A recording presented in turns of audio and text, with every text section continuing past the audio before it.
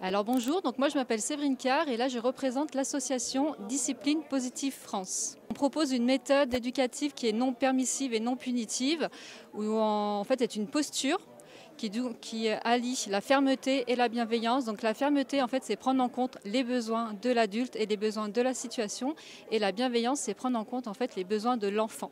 Donc cette méthode elle a été dans un premier temps présentée pour les enfants, pour les élèves, donc pour les parents ou pour les enseignants. Et ensuite, il y a d'autres formations qui ont été proposées, comme le leadership encourageant qui peut se faire pour les entreprises, ou encore pour les professionnels de la petite enfance, mais aussi dans le couple. Car comme je l'ai dit, en fait, c'est une posture entre la fermeté et la bienveillance. Donc en fait, dans toute relation, cette posture, elle se met en place. Ce qui différencie la discipline positive des autres méthodes, c'est qu'on va travailler sur la croyance erronée de l'enfant. Donc en fait, on a par exemple l'iceberg. En haut de l'iceberg, on aura donc le comportement entre guillemets inapproprié de l'enfant.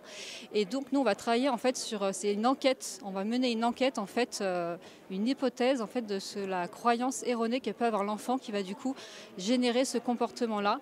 Et dans cette enquête-là, en fait, on va ensuite avoir les outils de discipline positive qui du coup vont aider l'enfant à pouvoir sortir de ce comportement, en fait ce qu'il cherche l'enfant c'est appartenir, et donc avec ce comportement il y a pris comme le besoin d'attention, la prise de pouvoir, la revanche ou alors la croyance d'incapacité, il va avoir ces comportements pour appartenir, et donc le parent ou l'enseignant va utiliser des outils pour du coup que son besoin d'appartenir puisse être rempli d'une autre manière. Donc la discipline positive, en fait, les fondateurs sont Alfred Adler et aussi Rudolf Dreikurs.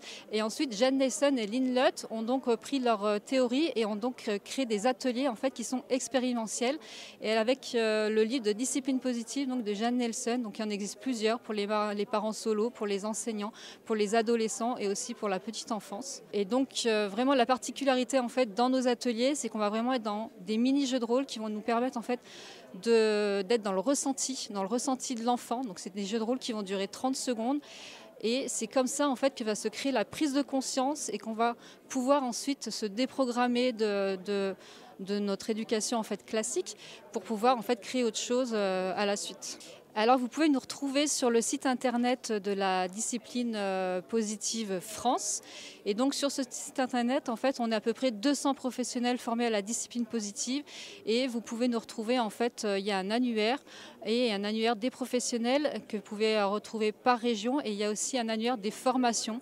Et donc si vous recherchez une formation, donc, vous pouvez aller dans les paramètres et chercher les formations pour la parentalité, pour les enseignants, pour la classe, pour le leadership ou pour le couple.